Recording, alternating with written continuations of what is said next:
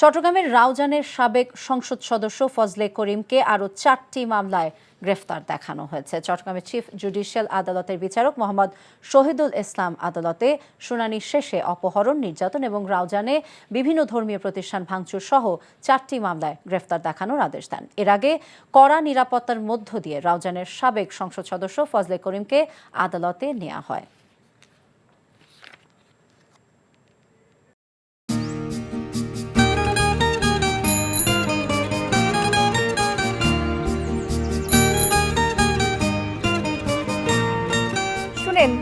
পুরুষ মানুষ তো এভাবে ভয় পেলে চলে না, মুখে সাহস রাখতে হয়।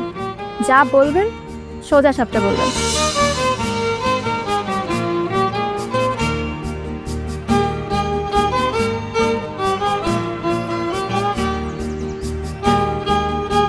তো এই শীতে যে শীতের কাপড় ছাড়া আসছো, এটা কি ঠিক আছে? তোমাকে দেখার পর থেকে আমার জীবন থেকে শীত, গ্রীষ্ম, বর্ষা সব চলে গেছে, শুধুমাত্র তুমি আছো।